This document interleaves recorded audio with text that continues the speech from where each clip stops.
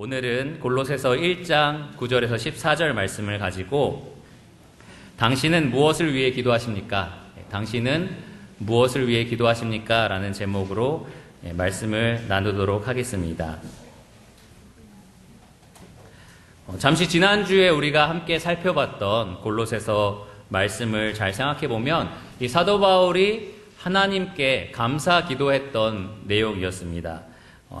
이 사도 바울이 이 바울과 그리고 자기의 동역자였던 디모데 이 두 사람이 에바브라를 통해서 골로새 성도의 상황을 듣게 되었는데요. 다름 아닌 에바브라를 통해서 골로새 지역에 복음의 뿌리가 내렸고요. 그리고 하나님께서 그것을 잘 자라게 하셔서 열매 맺게 하셨다. 그런 소식을 듣게 되었습니다. 그 소식을 듣고 나서 바울은 기도할 때마다 하나님께 너희에 대하여 감사한다. 이렇게 기록을 했습니다. 혹시 기억나실지 모르겠는데 바울이 감사했던 구체적인 3가지 내용 기억하십니까? 이 골로새 성도들이 그리스도 예수 안에 가졌던 3가지 믿음과 사랑과 소망이었습니다. 그리고 지난주 설교의 핵심은 그들이 가졌던 이 하늘에 쌓아두었던 그 소망이 그들로 하여금 그리스도 예수 안에 믿음을 굳건하게 세우게 했고 또 모든 성도를 향한 사랑을 불러일으켰다. 바로 그 점이 지난주 말씀의 핵심이었습니다. 그래서 제목이 당신의 소망은 어디에 있습니까? 라는 거였고요. 그에 대한 합당한 대답은 우리의 모든 소망은 누구에게 있다고요? 예수 그리스도께 있습니다. 바로 그것이 지난주 말씀의 핵심이었습니다. 오늘은 사도 바울이 이 골로새 성도를 생각하면서 감사 기도를 했었는데 이제 그 감사 기도가 간구 기도로 바뀝니다. 혹은 중보 기도로 바뀝니다. 전에는 골로새 교회에 행하신 하나님의 은혜에 대해서 감사했다면 이제는 골로새 교회에 앞으로 행하실 하나님의 은혜에 대해서 간절히 구하는 기도를 드립니다. 9절을 보시면 바울의 간구가 이렇게 시작이 됩니다. 이로써 우리도 듣던 날부터 너희를 위하여 기도하기를 그치지 아니하고 구하노니 우리도 바울과 디모데 복음의 동역자들이 함께 그들을 위해서 간절히 구한 기도에 대해서 이제부터 이야기를 합니다.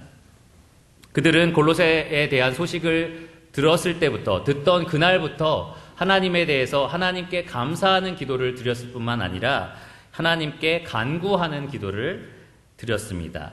쉬지 않고 그치지 않고 끊임없이 기도를 드렸습니다. 이것이 하루 종일 24시간 멈춤 없이 계속 기도를 드렸다는 말이 아니고요. 아마도 이 바울과 동역자들이 유대인들의 특성에 따라서 아침, 점심, 저녁 규칙적으로 계속 기도를 했을 텐데 그 기도할 때마다 언제나 골로새 교회를 언급하고 이 사항들에 대해서 간구를 했다라는 겁니다. 여러분, 누군가가 여러분을 위해서 아침, 점심, 저녁 계속해서 기도를 해준다라는 거 정말 감사한 일이 아닙니까? 그리스도인이 다른 성도를 위해서 이렇게 꾸준히 정기적으로 기도한다라는 것, 중보 기도한다는 것은 정말로 아름답고 본이 되는 일입니다. 오늘 이 바울의 본을 저희가 본받아서 이 성도를 향한 중보 기도를 우리 가운데 끊임없이 하게 되기를 간절히 원합니다. 그런데 더더욱 우리가 오늘 살펴볼 내용은 무엇이냐 하면 더 주목해서 살펴볼 것은 바울이 과연 이 골로새 성도를 위해서 어떤 간구 기도를 드렸느냐입니다. 과연 무슨 기도를 드렸느냐? 여러분은 보통 하나님께 어떤 기도를 드리십니까? 여러분, 다른 성도를 위해서 혹시 기도한 경험이 있다면 그 성도를 위해서 보통 무엇을 기도를 하십니까? 교회를 위해서 기도할 때에 어떤 것을 보통 하나님께 아뢰고 계십니까? 여러분, 혹시 지난주에도 그렇게 했는데 옆 사람에게 오늘 설교 제목을 한번 물어볼까요? 당신은 무엇을 위해 기도하십니까? 라고 한번 물어보시겠습니까? 예. 옆에서 뭐라고 대답하시나요? 예.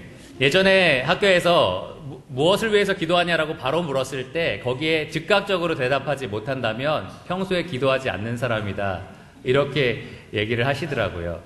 사실 우리가 평소에 꾸준히 정기적으로 기도하는 내용이 없으면 이런 질문에 바로 대답하기가 쉽지 않습니다. 뿐만 아니라 기도하는 내용이 있더라도 쉽게 대답하기가 어려운 이유는 우리가 보통 눈앞에 닥쳐있는 일들에 대해서 하나님께 도움을 요구하는 기도를 주로 하기 때문입니다. 예를 들면 하나님 시험에 꼭 합격하게 해주세요. 하나님 꼭 이 질병을 낫게 해주세요. 이 문제를 해결해 주세요. 내가 꼭 필요한 무언가가 있는데 그것을 반드시 저에게 허락해 주세요. 이러한 즉각적인 눈앞에 있는 기도들을 많이 드리기 때문에 뭘 위해서 기도하세요? 라고 하면 바로 대답하기가 조금은 어려워집니다. 그런데 예수님은 우리가 무엇을 위해서 기도해야 되는지 그 기도의 우선순위를 바로 잡아주셨습니다. 너희는 먼저 무엇을 위해요? 그의 나라와 그의 의를 구하라. 그리하면 이 모든 것을 너희에게 더하시리라. 이렇게 약속을 하셨습니다. 근데 문제는요, 우리가 먼저 그의 나라와 의를 구하는 기도가 무엇인지를 잘 모른다는 데 있습니다. 하나님 나라, 하나님 의를 구한다. 그것이 정말 무슨 기도인지를 잘 모릅니다. 여러분 기도 제목 내셔서 우리가 매년 기도 제목을 만들어서 같이 기도하고 있는데 거기에 보면 정말 하나님 중심적인 기도들이 많이 나와 있어요.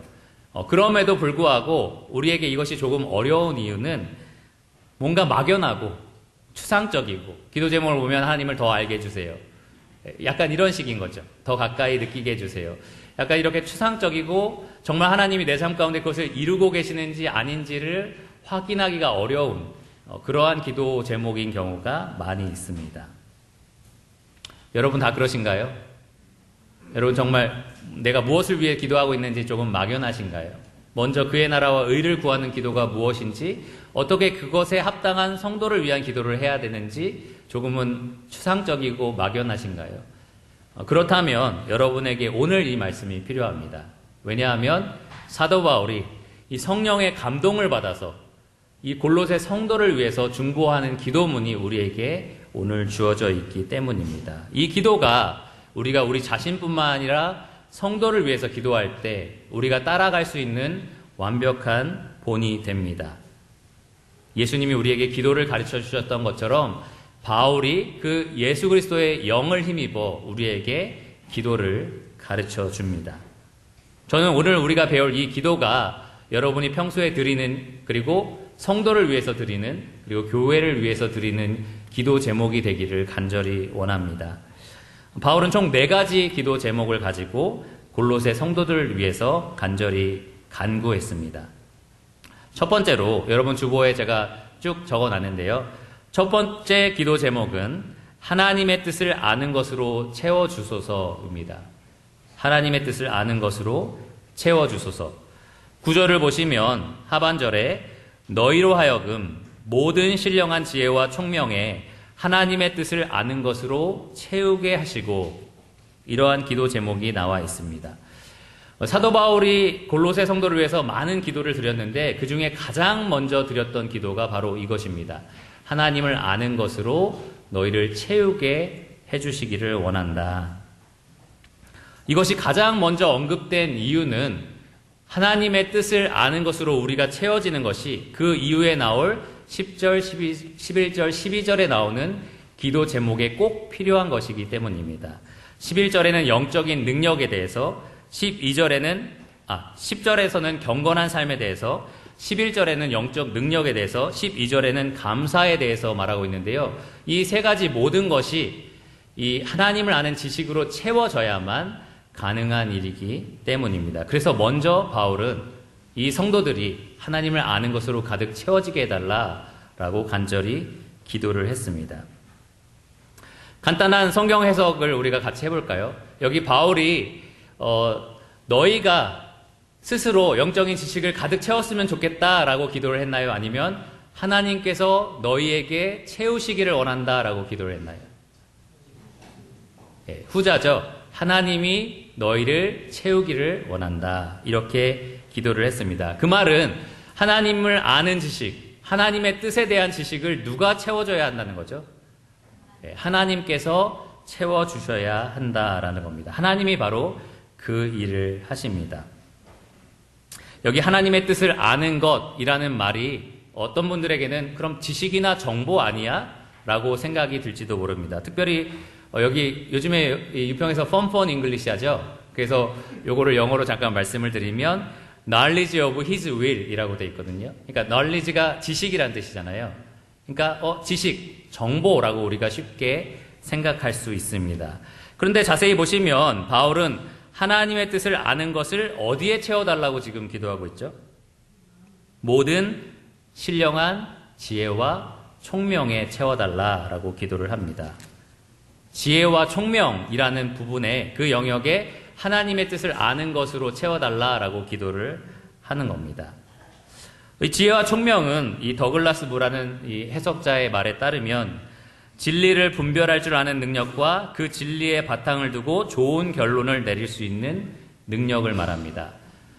분별력 그리고 적용력이라고 짧게 말씀을 드릴 수 있는데요. 여러분 모두가 사실 매일매일 살아가면서 발휘하고 있는 능력입니다. 여러분 분별하면서 살아가잖아요. 어느 길로 갈까? 무엇을 선택할까? 어떻게 살아갈까? 여러분 항상 분별하면서 살고 있습니다. 그리고 여러분이 판단한 것들을 결론 내려서 그것을 적용하면서 살아가고 있습니다. 그러니까 모든 사람이 이 지혜와 총명을 가지고 살아가고 있는데 문제는 그 지혜가, 그 총명이 바르고 참된 것이냐 아니면 어리석고 모자란 것이냐 그것의 차이입니다. 여러분 모두가 다 지혜와 총명을 가지고 삶을 살아가고 계십니다. 근데 과연 그것이 올바른 지혜이냐 그것이 문제입니다. 근데 바울은 모든 사람이 사용하고 있는 그 지혜와 총명 가운데 하나님을 아는 지식을, 하나님을 아는 뜻을, 하나님의 뜻을 아는 것으로 채워달라라고 기도를 합니다. 특별히 여기 말씀해 보시면 지혜와 총명을 꾸며주는 말이 하나 있습니다. 모든 지혜와 총명이라고 하지 않고 모든 어떠한 지혜와 총명이라고 했죠? 신령한이라고 되어 있습니다. 신령한이라는 말은 영적인이라는 말을 의미하고요. 더 정확하게 말하면 이 지혜와 총명의 출처가 성령 하나님이다 라는 것을 말해줍니다. 그냥 이 세상에 존재하는 수많은 지혜와 총명을 성도들에게 채워주세요. 좀 똑똑하게 해주세요. 지혜롭게 살게 해주세요. 이런 말이 아니라요. 하나님이 주시는 지혜와 총명을, 하나님에게 속하 있는 참되고 바른 지혜와 총명을 성도들에게 이 하나님의 뜻을 아는 것으로 채워주세요라고 바울이 기도를 하고 있습니다. 야고보는 빛들의 아버지인 저 하늘에서 모든 온갖 좋은 은사와 선물이 내려온다라고 말을 했습니다. 성령 하나님께서는 그 빛의 아버지이신 하나님께로부터 지혜와 총명을 가지고 여러분들에게 채워주시는 것입니다. 하나님을 아는 것으로 하나님의 뜻에 대한 지식으로 여러분을 채워주시는 것입니다. 하나님이 실제로 그렇게 하시는데요. 바울이 에베소 교회에 편지할 때 에베소서 1장 8절에 보면 이렇게 기록을 했습니다. 하나님이 모든 지혜와 총명을 우리에게 넘치게 하셨다. 실제로 하나님이 그렇게 하셨다라는 거죠. 여러분 잘 아시는 말씀 야고보서에 따르면 지혜가 부족한 모든 사람에게 꾸짖지 않고 후히 주시는 누구에게 구하라고 했죠? 하나님께 구하라 라고 기록되어 있습니다. 그리하면 주시리라. 하나님께 속해 있는 바르고 참된 지혜와 총명을 하나님께서, 성령 하나님께서 여러분에게 가득 채워달라라고 이 바울이 기도를 하는 겁니다. 그래서 성도들이 올바른 분별력과 적용력을 가지고 삶을 살아갈 수 있도록 말입니다. 그러면 실제로 이 기도를 여러분 어떻게 할 수 있을까요? 여러분 실제로 여러분 스스로를 위해서 기도할 때 혹은 성도를 위해서 기도할 때 이 바울의 기도를 우리가 어떻게 적용할 수 있을까요? 제가 몇 가지 생각해 봤는데 첫째로 여러분이 매일 하루를 시작할 때 아침에 일어나서 이렇게 기도하시기를 바랍니다. 하나님, 오늘도 제가 하나님을 아는 지식으로 채워져서 올바른 판단을 하면서 살 수 있도록 도와주세요. 이렇게 기도를 할 수 있습니다. 특별히 여러분 중요한 선택을 해야 할 때, 밥을 먹을 것인가, 치킨을 먹을 것인가, 이런 거 말고요. 정말 중요한 선택을 해야 할 때, 뭔가 생각이 필요하고 지혜가 필요한 어떤 결정을 해야 될 때, 잠시 눈을 감고 그렇게 하나님께 구하시기를 바랍니다. 하나님, 지금 이 순간 저에게 지혜와 총명이 필요합니다. 이 하나님의 뜻을 아는 것으로 저에게 채워주셔서 올바른 선택을 할 수 있도록, 올바른 결정을 할 수 있도록 도와주세요. 느헤미야라는 사람이 그렇게 했었습니다. 왕이 얼굴에 수심이 가득한데 무슨 일이냐라고 물었을 때 이 예루살렘 성벽이 무너진 거에 대한 그 자기의 그 애타는 마음을 이제 얘기해야 하는데 이 성경 말씀에 따르면 잠시 하나님께 묵도했다 이렇게 기록이 되어 있습니다. 왕과 대화하는 중간에 잠시 하나님께 묵도를 한 거죠. 속으로 하나님 지혜와 총명을 주셔서 잘 이야기할 수 있게 해주세요라고 기도를 한 겁니다. 우리가 정말 중요한 결정을 앞두고 이러한 기도를 드릴 수 있습니다. 여러분 날마다 바이블 타임 하시나요? 경건의 시간 하시나요? 매일매일 하다 보면 의무적으로 할 수가 있고요. 또 스티커 붙이는 재미로 여러분 또 하실 수도 있습니다. 그런데 이렇게 성경을 읽는 것이 단순히 그냥 읽어야 하니까 의무적으로 해야 하니까 하는 것이 아니고요. 만약에 그런 기분이 든다면 빨리 이렇게 펴서 그것을 읽지 마시고 일단 먼저 기도를 하십시오. 하나님 제가 이렇게 바이블 타임을 하는 것은 하나님 제가 경건의 시간을 하는 것은 단지 해야 하니까 의무적으로 하는 것이 아닙니다. 하나님 이 시간 이 읽는 말씀을 통하여 하나님을 아는 지식으로 저에게 채워주세요. 그래서 지혜와 총명을 가지고 살 수 있도록 도와주세요. 이렇게 기도하시고 바이블 타임과 경건의 시간을 하시기를 바랍니다. 주일 오후 성경 공부 참석하시죠? 지금 주일 설교를 듣고 계실 때도 아마 피곤하신 분들도 계실 거예요. 그럴 때마다 여러분 속으로 큰 소리로 하지 마시고요. 속으로 하나님 이 시간 제가 여기 앉아 있는 것은 들어야 하니까 그냥 앉아 있는 게 아니라 이 시간에 하나님이 하나님을 아는 것으로 저에게 채워주시고 있음을 믿습니다. 그래서 저에게 지혜와 총명을 주셔서 그 힘으로 살아갈 수 있게 해주세요. 이렇게 기도하는 마음으로 말씀을 듣고 공부에 참여하시기를 바랍니다. 성도를 위한 기도도 마찬가지입니다. 여러분 삶을 살아보지만 우리의 삶의 앞에는 수많은 결정을 해야 할 일들이 있고 분별해야 할 일들이 있습니다. 이것을 해야 하나 말아야 되나, 이것이 옳은 것인가 아닌가, 선한 것인가 악한 것인가, 정말 미묘하고 또 예리하게 분별해야 되는 여러 가지 일들이 참으로 많이 있습니다. 그러한 것을 실수할 때에 큰 낙심을 하게 되기도 하고요. 죄를 짓게도 됩니다. 그러니까 여러분 성도를 위해서 기도할 때도 이렇게 기도하시기를 바랍니다. 그들이 하나님을 아는 것으로 채워져서 지혜와 총명으로 살아갈 수 있게 해달라. 그렇게 기도하시기를 바랍니다. 특별히 여러분 성도들 중에 그러한 결정을 해야 되는 상황이 있는 분들을 아시잖아요. 그런 분들을 생각할 때에 이러한 기도를 드리시기를 바랍니다. 특별히 교회의 인도자들, 정말 중요한 결정들을 많이 해야 되는 상황입니다. 그래서 여러분들이 인도자들을 생각할 때도 저희가 가지고 있는 지혜와 총명으로 하는 것이 아니라 하나님의 뜻으로, 하나님의 뜻을 아는 지식으로 우리가 결정할 수 있게 해달라. 그렇게 기도해 주시기를 바랍니다. 잘 아시겠죠? 네. 두 번째 기도 제목입니다. 주께 합당하게 행하게 하소서. 10절 말씀에 나와 있습니다. 주께 합당하게 행하게 하소서. 10절에 보시면 주께 합당하게 행하여 범사에 기쁘시게 하고 모든 선한 일에 열매를 맺게 하시며 하나님을 아는 것에 자라게 하시고. 이것이 두 번째 사도 바울이 골로새 성도를 위해서 했던 기도입니다. 질문이 하나 생기는데 주님께 합당하게 행한다라는 것은 무슨 의미일까요? 주님께 합당하게 행한다. 무엇이 주님께 합당한 건가요? 이 이해를 돕기 위해서 이렇게 질문을 바꿔보겠습니다.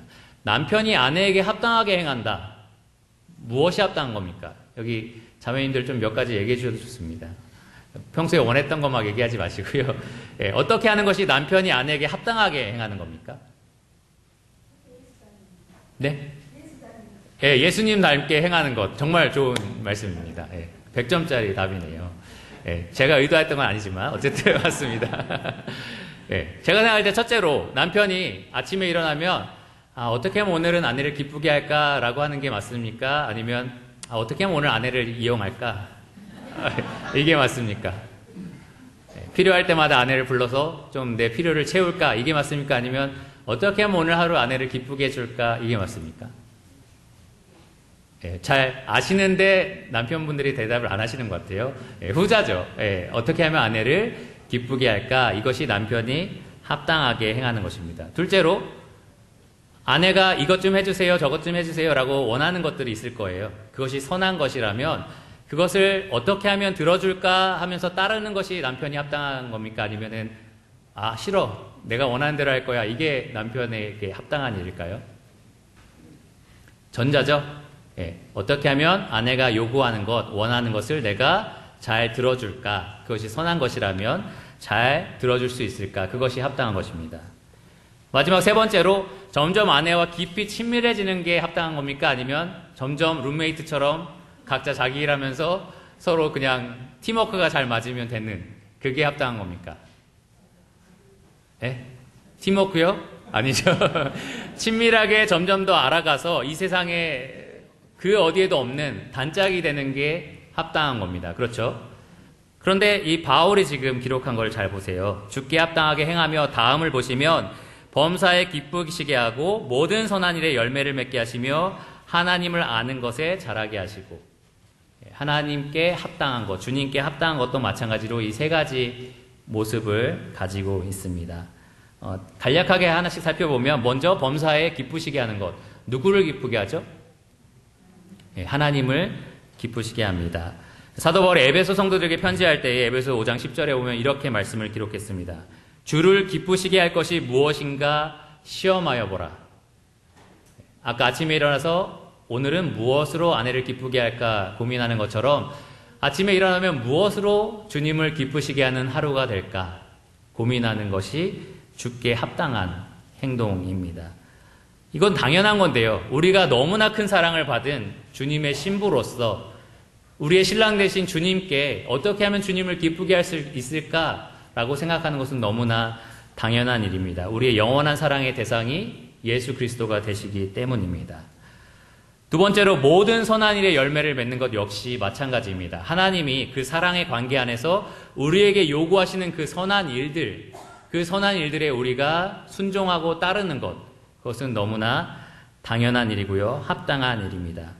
하나님께서 우리에게 요구하시는 일들이 성경에 다 기록이 되어 있는데요. 그것을 두 가지로 요약하면 무엇일까요? 첫째, 마음과 뜻과 힘을 다해서 누구를 사랑하라? 하나님을 사랑하라. 둘째, 내 몸처럼 내 이웃을 사랑하라. 그 두 가지입니다. 하나님이 우리에게 요구하시는 것은 바로 그 두 가지입니다. 그것을 우리가 진심으로, 기쁜 마음으로 따르고 순종하는 것, 그것이 주께 합당한 일입니다.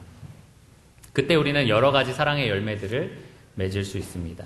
마지막으로, 우리가 주님을 기쁘시게 하는 것, 주님이 원하시는 선한 일을 순종하여 열매 맺는 것, 그 모든 것의 최종 목적은 점점 주님과 더 친밀해지는 것, 주님을 더 알아가는 것, 주님과 더 가까워지는 것, 바로 거기에 있습니다. 앞서 말씀드린 것처럼 하나님의 뜻을 아는 것과 이 주께 합당하게 행하는 것은 아주 밀접한 관계가 있습니다. 하나님 뜻을 아는 것으로 채워져야만 우리가 주께 합당하게 생활할 수가 있습니다. 이 사도 바울이 디모데에게 편지할 때에 이렇게 편지를 했는데요. 이 하나님의 뜻을 아는 모든 지식이 사실 이 성경에 담겨 있잖아요. 근데 이 성경이 기록된 목적에 대해서 바울이 말하기를, 디모데후서 3장 17절에 이는 하나님의 사람으로 온전하게 하며 모든 선한 일을 행할 능력을 갖추게 하려 함이라. 지금 말하고 있는 주께 합당하게 행하는 것 굉장히 유사합니다. 모든 선한 일을 행하는 것, 온전한 것, 이러한 것들을 행하게 하기 위해서 이 하나님의 뜻을 아는 지식으로 가득 찬 성경이 기록되었다라는 겁니다. 그러니까 이 지식과 주께 합당하게 행하는 것은 아주 밀접한 관련이 있습니다. 그러면 어떻게 우리가 이 두 번째 기도 제목을 실질적으로 우리 삶에 드릴 수가 있을까요? 여러분, 아침에 일어나시면 아까 제가 말씀드린 것처럼 어떻게 하면 오늘 하루 주님을 기쁘시게 할 수 있을까 고민해 보시기를 바랍니다. 아내가 한번 이 가정상담 이런 수업을 듣고 와서는 저한테 여보 오늘은 무엇을 도와드릴까요? 이러면서 질문을 하더라고요. 아침에 일어나자마자. 그러면 제 마음이 어떨까요? 아 별로야 이럴까요? 아니면 아 기쁘다 이런 생각이 들까요? 아주 기쁘더라고요. 아침에 일어나자마자 저를 섬길 준비가 돼 있고 저를 기쁘게 하고 싶어하는 마음들이 느껴지니까 너무나 마음이 좋더라고요. 그것처럼 아침에 일어나시면 어떻게 하면 오늘 주님을 기쁘시게 할 수 있을까 생각하시고 기도하시는 여러분이 되시기를 바랍니다.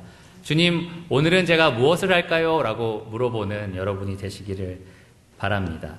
아침뿐만 아니라 여러분 아침, 점심, 저녁, 이 바울이 골로새 성도를 위해서 기도했던 것처럼 여러분도 아침, 점심, 저녁 꾸준히 기도하고 계시는 게 있습니다. 보통 기도하시죠? 아침 식사 기도, 점심 식사 기도, 저녁 식사 기도 이렇게 3번 식사 때마다 기도하시잖아요. 그럴 때마다 주님 맛있는 음식을 주셔서 감사합니다 에서 그치지 마시고 한마디 더 붙이시기 바랍니다. 주님 이 아침부터 점심까지, 점심부터 저녁까지, 저녁부터 잠자리에 들 때까지 이 시간 동안 주님을 기쁘시게 하도록 저를 만들어주세요. 이렇게 기도하시기를 바랍니다. 여러분 직장에서 혹은 가정에서 하나님을 진심으로 사랑하고 이웃을 사랑할 수 있게 해달라고 기도하시기를 바랍니다. 그것이 주님께서 원하시는 선한 일이니까 거기에 열매를 맺을 수 있게 해달라고 기도하시기를 바랍니다. 잠자리에 들기 전에 할 수 있는 기도도 있는데요. 머리를 대자마자 주무시는 분도 있더라고요. 그래서 그러면 머리를 대지 말고 기도하시기 바랍니다. 머리를 살짝 떼고 기도하신 후에 머리를 대시면 될 것 같은데 하루 종일 내가 했던 일들을 한번 생각해 보세요. 내가 오늘은 주님과 얼마나 더 가까워졌는가, 내가 얼마나 더 주님과 친밀해졌는가를 한번 생각해 보시고 잠자리에 들기 전에 이렇게 기도하시기를 바랍니다. 주님, 내일은 더 주님과 가까워지기를 원합니다. 주님, 내일 더 주님과 친밀해지기를 원합니다. 그렇게 기도하시기를 바랍니다. 다른 성도를 위한 기도도 마찬가지입니다. 다른 성도가 모든 일에, 범사에 잘 되는 것이 사실 우리가 모두 바라는 일이잖아요. 근데 그것보다 먼저 우리가 구할 것은 그 성도가 더 하나님을 사랑하고 더 하나님을 기쁘시게 하고 더 하나님과 친밀해지고 더 하나님이 원하시는 뜻에 따라 사는 것, 바로 그것을 위해서 여러분 기도하시기를 바랍니다. 특별히 여러분이 알고 있는 성도들 가운데 죄에 빠져 있거나 유혹과 시험에 심히 흔들리고 있는 성도가 있다면 그분들을 위해서 기도하실 때에 그 가운데서 하나님을 기쁘시게 하는 선택을 할 수 있게 해달라. 정말 하나님의 선하신 일을 순종할 수 있게 해달라. 그 가운데서 하나님과 더 친밀해질 수 있게 해달라라고 간절히 기도하시기를 바랍니다. 우리는 이런 간구를 종종 하기는 하는데요. 그렇게 기도를 해놓고 결국은 내 힘 혹은 다른 성도의 힘으로 그 상황을 벗어나야 한다라고 착각할 때도 있습니다. 사실은 거기서 벗어나게 할 수 있는 힘은 하나님에게서부터 오는데 말입니다. 바울은 그 점을 간과하지 않았습니다. 그래서 3번째로 바울이 구했던 기도가 하나님의 능력입니다. 11절을 보시면 모든 능력으로 능하게 하소서라고 바울이 기도를 하고 있습니다. 11절에 그의 영광의 힘을 따라 모든 능력으로 능하게 하시며 기쁨으로 모든 견딤과 오래 참음에 이르게 하시고, 이렇게 바울이 골로새 성도를 위해서 기도를 합니다. 이 모든 능력으로 능하게 하소서라는 기도에서 우리가 주목해야 될 것은 무엇이냐면 그의 영광의 힘을 따라라는 부분입니다. 하나님이 성도에게 능력을 베푸시는데요. 그 능력의 원천, 그 동력이 어디에서 나오느냐? 그의 영광의 힘입니다. 그의 영광의 힘, 하나님의 영광의 힘이라는 겁니다. 여러분, 하나님의 영광이 가지고 있는 힘이 얼마나 큰지 생각해 본 적이 있으십니까? 한마디로밖에 설명이 안 됩니다. 측량할 수 없고, 헤아릴 수 없고, 상상할 수 없고, 이해할 수 없고, 알 수 없고, 그러니까 다 어떻게 할 수 없는, 우리가 그렇게밖에 표현할 수 없어요. 하나님의 영광의 힘은 너무나 커서 우리가 가늠할 수 없을 정말로 큰 힘입니다. 그 영광의 힘이 이 땅 가운데 드러난 적이 몇 번 있었는데요. 첫째로 하나님이 보이는 것과 보이지 않는 모든 만물을 말씀 하나로 창조하셨을 때 그 영광의 힘이 드러났었습니다. 두 번째로 하나님께서 이 모든 인류의 역사를 자기의 뜻대로, 주권대로 인도하실 때에 하나님의 영광의 힘이 나타났습니다. 세 번째로 그리스도께서 성육신 하셔서 이 땅 가운데 살아가실 때에 아버지의 독생자의 영광을, 그 힘을 이 땅 가운데, 만민 가운데 드러내 보여주셨습니다. 예수님께서 죽은 자 가운데 부활하셨을 때 하나님의 영광의 힘이 드러났습니다. 하나님께서 우리 죽은 자들을 구원하셨을 때, 그리스도 예수와 함께 다시 살리셨을 때 그 영광의 힘이 나타났습니다. 이 바울이 골로새 성도들에게 이 간구할 때에 하나님이 너희에게 능력을 더하시기를 원한다 할 때 그 능력의 원천이 바로 이것입니다. 하나님의 영광의 힘, 바로 거기서부터 하나님의 능력이 이 성도에게 임하기를 원합니다라고 바울이 간구를 합니다. 근데 바울이 이런 것들을 구했을 때 그 많은 능력으로 시험 패스하게 해주세요, 뭐 잘되게 해주세요, 이런 식으로 기도한 게 아닙니다. 이 능력이 더해지는 목적이 있었는데요. 그 목적은 여기에 나와 있는 것처럼 기쁨으로 모든 견딤과 오래 참음에 이르게 해달라라는 겁니다. 하나님의 능력으로 이 성도들이 기뻐하게 해주시고 오래 참게 해주시고 견디게 해달라라고 간절히 구한 것입니다. 사실 이런 말씀과 유사한 말씀이 이 신약 성경에 여러 번 나오는데요. 여러분이 잘 아시는 야고보는 여러 가지 시험을 당할 때에 오히려 기뻐하라 이렇게 기록을 했습니다. 왜 시험을 당하는데 기뻐해야 되죠? 이 야고보의 말에 따르면 이는 믿음의 시련이 인내, 오래 참음을 만들어내고 인내를 온전히 이루면 온전하고 성숙하고 아무것도 부족함이 없게 된다. 이렇게 기록을 했습니다. 야고보서 1장 3절과 4절입니다. 바울은 하나님께서 하나님의 영광의 힘으로 성도들을 붙들어 주시고 보호해 주셔서 성도들이 모든 삶 가운데서 견디고 오래 참고 결국 하나님이 이루어내신 그 구원을 지켜내기를 그렇게 간절히 기도를 했던 것입니다. 베드로가 소아시아 성도를 위해서 기도했던 내용과 유사합니다. 베드로전서 1장 5절에 보면 너희는 말세에 나타내기로 예비하신 구원을 얻기 위하여 믿음으로 말미암아 하나님의 능력으로 보호하심을 받았느니라. 하나님의 능력으로 성도를 보호해달라라고 바울이 기도를 한 겁니다. 성도들이 인내할 수 있게 해달라. 성도들이 기뻐하면서 오래 참을 수 있게 해달라. 이 믿음을 잃지 않게 해달라라고 바울이 기도를 한 겁니다. 하나님의 능력으로 성도를 보호해달라라고 기도를 한 것입니다. 여러분, 저와 여러분에게 바로 이러한 기도가 필요합니다. 어떠한 상황에 대한 기도가 아니고요. 그 상황 가운데 있는 영혼에 대한 기도가 필요합니다. 어떠한 시험을 없애달라라는 기도가 아니라 그 시험을 잘 감당하게 해달라라는 기도가 필요합니다. 하나님이 주신 능력으로 어떤 상황 가운데 있는 성도에게 정말 능력을 더하셔서 그 성도가 오래 참고 인내하여서 주님께서 원하시는 그 안전한 구원을 얻게 해달라라고 기도할 수 있어야 합니다. 여러분, 특별히 믿음이 연약한 성도를 기억하실 때마다, 죄 가운데 빠져있는 성도를 기억하실 때마다 정말 자기 힘으로 거기서 벗어날 수 없는 그러한 상황에 있는 성도들을 기억하실 때마다 이 기도를 드리시기를 바랍니다. 하나님의 능력이 필요합니다. 하나님의 영광의 힘이 지금 여기에 필요합니다. 그 힘으로 저 성도를 지켜주시기를 바랍니다. 이렇게 기도하시기를 바랍니다. 여러분이 주님에 대한 첫사랑을 잃어버린 것 같을 때, 여러분의 믿음이 막 자라야 되는데 뭔가 막혀서 지금 자라지 않고 있는 것처럼 그러한 답답함을 느낄 때에, 그럴 때마다 여러분 이런 기도를 드리시기 바랍니다. 하나님의 힘이 필요합니다. 하나님의 능력이 저에게 필요합니다. 이 상황에서 벗어날 수 있는 하나님의 능력이 정말로 필요합니다. 하나님은 그 상황을 벗어나게 하십니다. 하나님은 반드시 여러분을 지켜내실 것입니다. 그분에게 능력을 구하시기를 바랍니다. 이제 마지막 네 번째 기도 제목입니다. 바울이 네 번째로 했던 기도 제목은 아버지께 감사하게 하소서입니다. 12절에 나와 있는데요. 12절을 보시면 우리로 하여금 빛 가운데서 성도의 기업의 부분을 얻기에 합당하게 하신 아버지께 감사하게 하시기를 원하노라. 바울이 했던 네 가지 기도의 최종 목적지는 결국 하나님께 온전히 드리는 감사, 두 글자로 줄이면 예배입니다. 우리가 영원한 천국에서 영원토록 하게 될 일이 무엇인지 아십니까? 천사들과 장로들이 세세토록 불렀던 찬송의 내용인데요. 바로 찬송과 영광과 지혜와 감사와 존귀와 권능과 힘이 우리 하나님께 세세토록 있을지어다 입니다. 그 다음에 아멘이 나와 있는데 여러분 아멘 하십니까? 네, 이것이 우리 기도의 최종 목적입니다. 모든 것들을 통하여 하나님의 뜻을 아는 것으로 채워지고 그것대로 살고 하나님의 능력으로 힘입고 결국은 그 모든 것을 주신 하나님께 감사를 돌려드리는 것. 그것이 우리의 마지막으로 드릴 감사 제목입니다.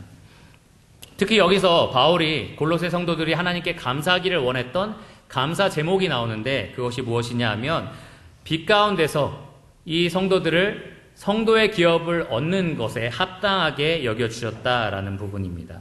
베드로도 유사한 표현을 썼는데요. 너희를 어두운 데서 불러내어 그의 기이한 빛에 들어가게 하시니에 아름다운 덕을 선포하게 하려 하심이라. 베드로전서 2장 9절을 보면 어둠 속에 있던 백성들을 빛으로 끌어내셔서 이 하나님의 성도라는 이름을 주시고 이 성도에게 합당한 기업의 부분들을 하나님께서 허락하셨다는 점, 이것에 대해서 감사하라라고 베드로도 그렇고 바울도 그렇고 말하고 있습니다.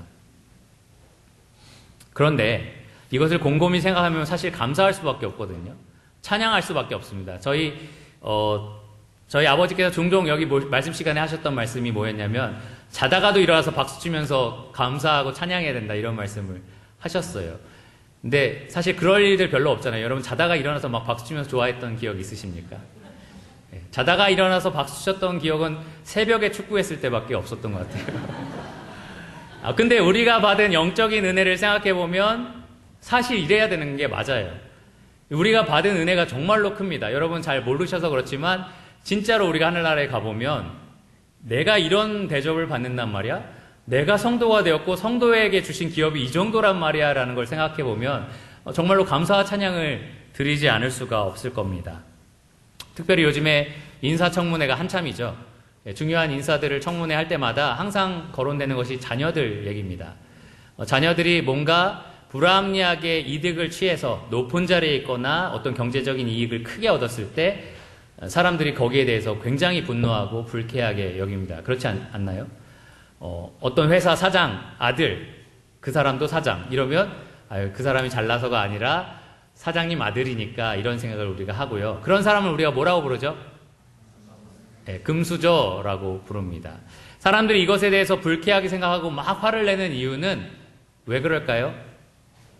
자괴감이 든다라고 말을 하지만 제가 생각에는 한 절반 정도는 부러움이 있는 거예요. 내가 삼성 회장의 아들이면 이게 자괴감이 드나요? 금수저야 나는 이런 생각이 들까요? 그러지 않을 겁니다.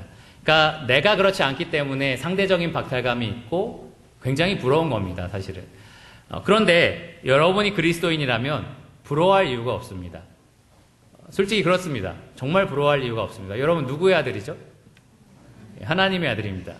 하나님은 뭘 가지고 계십니까? 삼성 하나님 겁니까? 애플 하나님 겁니까? 삼성 망할 거고요. 애플도 망할 수도 있습니다. 그러니까 망한다는 게 약간 저주처럼 들릴 수 있는데 이것만 잘라서 하면 약간 이상하게 말하게 되는 것 같은데 어쨌든 수많은 세계적인 기업들이 세워졌다가 무너지고 수많은 강대국들이 세워졌다가 무너지고 하나님의 나라는 영원토록 변하지 않고 세세토록 있습니다. 그 하나님의 나라가 여러분과 저의 것입니다. 그런데 감사하지 않나요? 여전히 자괴감이 드시나요? 부러워라 이런 생각이 드십니까? 물론 여러분의 솔직한 마음 저도 잘 알고 있습니다. 이 땅에서는 구글 회사 사장의 아들, 죽어서는 하나님 나라의 아들 이렇게 되고 싶은 거죠. 근데 그것이 전부가 아니니까 우리는 이것에 충분히 감사할 수 있고요. 찬양을 드릴 수가 있습니다.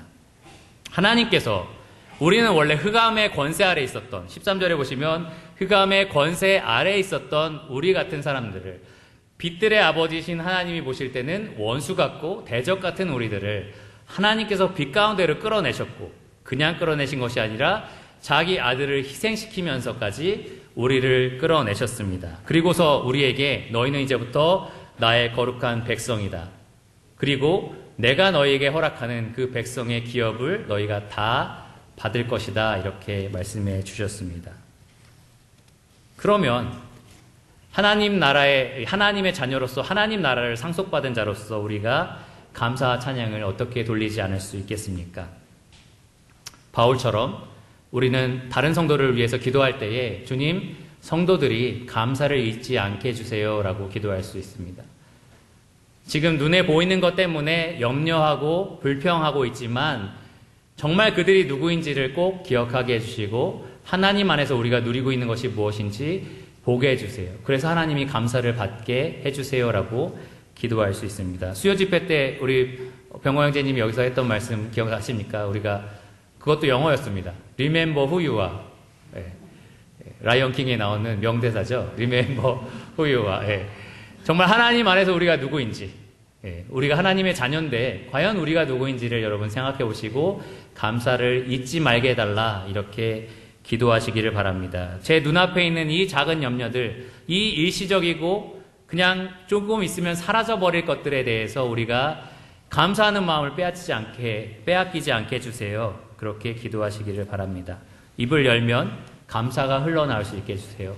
특별히 감사할 수 없는 상황 가운데 있는 형제 자매님들을 볼 때마다 주님, 그들이 정말 힘들고 어려운 상황에 있지만 그 어려움을 뛰어넘는 정말로 크고 위대하고 아름다운 하나님의 나라의 기업, 하나님의 은혜, 하나님의 사랑을 생각하면서 감사하게 해주세요. 이렇게 기도하시기를 바랍니다. 여러분, 하나님은 감사와 찬양을 영원토록 받기에 합당하신 분입니다. 만물은 하나님을 찬양하는데 구원받은 성도들이 찬양하고 있지 않다. 너무나 합당하지 않은 일이 아닐 수 없습니다. 그러니까 여러분, 기도하실 때에 하나님께서 받으시기에 합당한 찬양과 감사를 저와 성도를 통해서 충분히 받으시기를 원합니다. 이렇게 기도하시기를 간절히 원합니다. 자, 여기까지가 이제 사도 바울이 구했던 4가지 기도 제목입니다. 혹시 기억나시나요? 첫 번째, 하나님의 뜻을 아는 것으로 채워주세요. 두 번째, 주님께 합당하게 행하게 해주세요. 세 번째, 모든 능력으로 능하게 해주세요. 마지막, 아버지께 감사하게 해주세요. 이렇게 4가지 기도입니다. 바울의 이 간구가 12절에서 다 끝이 나는 것처럼 보이지만 저는 여러분이 13절과 14절의 내용을 간과하지 않으시기를 바랍니다. 왜냐하면 이것이 골로새서의 핵심과 닿아 있는 부분이기 때문입니다. 13절을 보시면 그가 우리를 흑암의 권세에서 건져내사 그의 사랑의 아들의 나라로 옮기셨으니 그 아들 안에서 우리가 속량 곧 죄사함을 얻었도다. 골로새서의 핵심은 무엇이냐면 하나님의 아들 예수 그리스도의 탁월성 그리고 충분함입니다. 그 예수 그리스도의 충분함과 탁월성이라는 골로새서의 핵심이 바로 이 13, 14절에 담겨 있습니다. 먼저 13절을 보시면 하나님께서 우리를 흑암의 권세에서 건져내사 어디로 옮기셨다고 기록되어 있나요? 그의 사랑의 아들의 나라, 그 아들 예수 그리스도의 나라로 옮기셨습니다. 그 예수 그리스도 안에 있기 때문에 우리가 하나님의 백성으로서 그 기업을 얻게 된 것입니다. 또 14절을 보시면 우리의 죄값을 하나님이 치르신 것, 속량하신 것은 어디 안에서 됐다고 되어 있습니까? 그 아들 안에서, 예수 그리스도 안에서 이루어진 사실입니다. 이 예수 그리스도를 통하여서만 우리가 하나님의 은혜를 얻을 수가 있습니다. 오늘 기도 제목을 잘 생각해 보세요. 모든 것이 다 하나님이 하시는 일입니다. 하나님의 뜻을 아는 것으로 채우시는 것도 하나님이 하시는 거고요. 주께 합당하게 행하게 하시는 것도 하나님이 하시는 거고, 또 모든 능력을 더하시는 것도 하나님이시고요. 하나님께 감사하게 만드는 것도 하나님이십니다. 근데 그 하나님께 나아가는 유일한 길이 누구죠? 예수 그리스도입니다. 그 예수 그리스도를 통해서만 우리가 하나님께 나아갈 수가 있고요. 그 예수 그리스도를 통해서만 우리가 하나님이 주시는 이 모든 은혜와 지혜와 기업을 받을 수가 있습니다. 그래서 예수 그리스도가 우리의 충분한 구세주가 되십니다. 예수님 때문에 우리가 사실은 이 4가지 기도를 하나님께 드릴 수가 있는 것입니다. 오늘 말씀을 마치면서 한 가지 질문을 드리려고 합니다.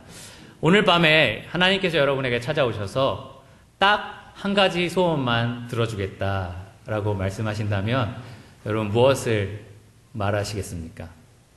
딱 한 가지만 들어주겠다. 그런데 너가 이미 갖고 있는 거 말고 없는 걸로 하나만 주겠다. 이렇게 얘기하신다면 여러분 무엇을 말씀하시겠습니까?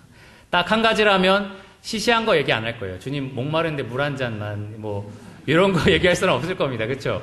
딱 한 가지밖에 안 들어주시는데 정말 기회가 없는데 그런 시시한 거 요구하지 않을 겁니다. 이미 가지고 있는 것 말고 우리가 구할 수 있는 게 뭐가 있을까 한번 생각해 보십시오. 하나님, 집 한 채가 더 필요합니다. 차 한 대만 더 주셨으면 좋겠어요. 하나님이 말씀하십니다. 내가 있는 것으로 족하다. 그것으로 너는 충분하다. 더 가지면 너는 안 된다. 내가 보니까 너는 위험하다. 이것으로 충분하다. 꼭 필요한 것만 내가 너한테 준 거다. 그거 말고 또 뭐가 있냐? 라고 물으십니다. 그럼 뭐라고 대답하시겠습니까? 한번 생각해 보세요. 우리가 갖지 않은 것이 무엇인지. 그리스도 예수 안에서 우리가 가지고 있는 것들을 한번 생각해 보시기를 바랍니다. 그리스도 예수 안에 있기 때문에 우리가 하나님을 아버지라고 부를 수 있습니다. 그래서 우리의 소유물이 아까 말한 것처럼 하나님 나라입니다. 하나님 나라가 우리의 소유가 되었습니다. 모든 것을 우리가 다 가진 자가 되었습니다. 바울이 말했죠. 아무것도 없는 자 같으나 모든 것을 가진 자로다. 그러면 좋은 혈통에서 태어나게 해주세요? 그렇게 말할 필요도 없습니다. 우리의 혈통, 우리의 아버지가 하늘 아버지이시기 때문입니다. 예수 그리스도 안에서 우리는 하나님의 보호하심과 인도하심과 돌보심을 받을 것이라는 약속도 얻었습니다. 성령 하나님께서 예수님을 통하여 우리 안에 계셔서 늘 우리와 함께 계시면서 우리를 위해서 기도하고 계십니다. 모든 것을 우리가 다 가진 자가 되었습니다. 그러니까 뭘 더 요구할 수 있겠습니까? 하나님이 우리에게 한 가지 소원을 들어주신다라고 말씀하신다면 제가 곰곰이 이걸 생각해 봤어요. 뭘 말할 수 있을까? 결론적으로 제가 한 가지 찾은 게 있습니다. 이렇게 저는 대답할 수 있을 것 같습니다. 주님, 그리스도면 충분합니다. 저에게 이미 주신 그리스도면 충분합니다. 저에게 한 가지 소원을 들어주신다면 조금만 더 그리스도를 알게 해주시기 원합니다. 조금만 더 그리스도를 얻기 원합니다. 이것이 사실은 바울이 항상 기도했던 내용입니다. 내가 그리스도를 얻기 위해 살고 죽는 것은 오히려 더 유익하니 왜냐하면 죽으면 그리스도의 온전한 모습을 내가 얻기 때문이다. 여러분에게 있어서 이 한 가지 기도 제목이 꼭 남아있기를 바랍니다. 주님으로 충분합니다. 주님을 더 알게 해주세요. 주님을 더 가까이 대하게 해주세요. 주님으로 더 충분하게 채워지게 해주세요. 이 기도를 여러분을 위해서 또 성도를 위해서 그리고 교회를 위해서 드리시기를 원합니다. 기도하고 말씀을 마치겠습니다.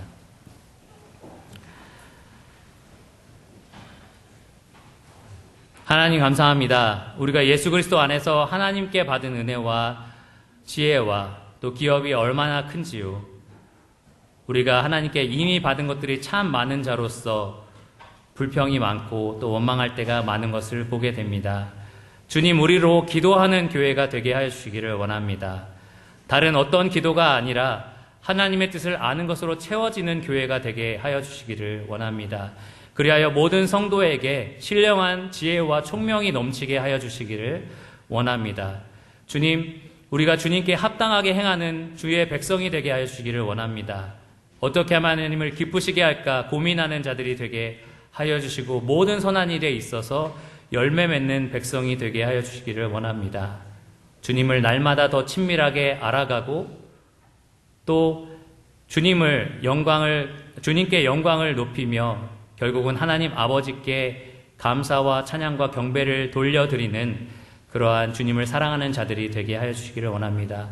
주께서 이 가운데 그렇게 할 수 있는 모든 능력을 주님의 영광의 힘으로 더해 주시기를 간절히 구합니다. 모든 것을 예수 그리스도의 이름으로 감사하며 기도드렸습니다. 아멘.